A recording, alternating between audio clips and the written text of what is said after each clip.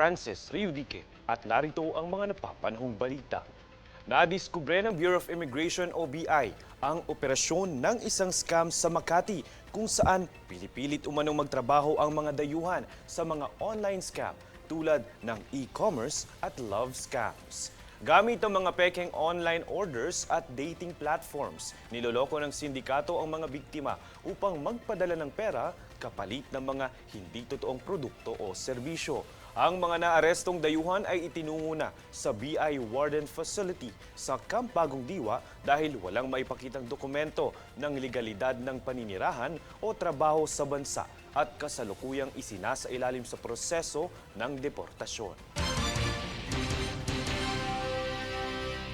Samantala, pinangunahan ni Pangulong Ferdinand Marcos Jr. ang paglulunsad ng bagong programa ng Department of Agriculture na nagbibigay ayuda sa mga magsasakang palay.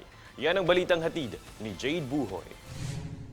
Inilunsad ni Pangulong Ferdinand Marcos Jr. ang Agripuhunan at Pantawid o APP program ng Department of Agriculture o DA na layong tulungan ang mga kwalipikadong magsasaka ng palay. Ang APP program ay nagbibigay ng hanggang 60,000 pesos na tulong pinansyal na binubuo ng credit para sa farm inputs at buwanang allowance. May kasama ring intervention monitoring card ang mga benepisyo upang masubaybayan ang paggamit ng suporta.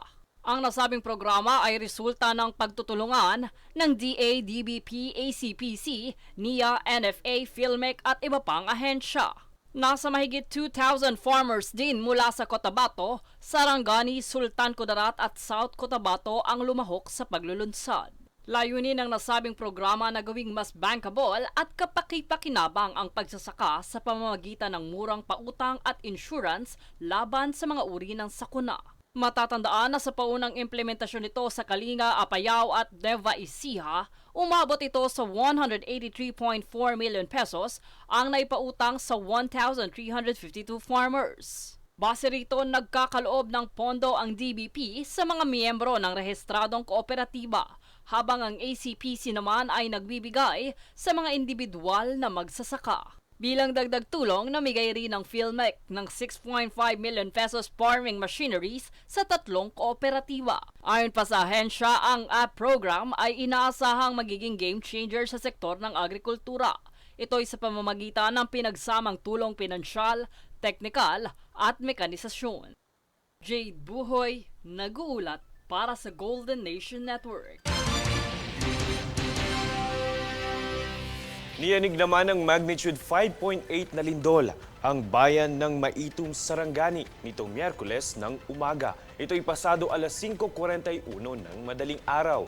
May lalim itong 10 kilometro at tectonic ang pinagmulan ng lindol. Naramdaman rin ang kalakasan mula intensity 1 hanggang 4 sa ilang karatig lugar nito. Matapos sa malakas na pagyanig, inaasahan pa ang aftershocks at dulot nitong pinsala sa mga apektadong lugar.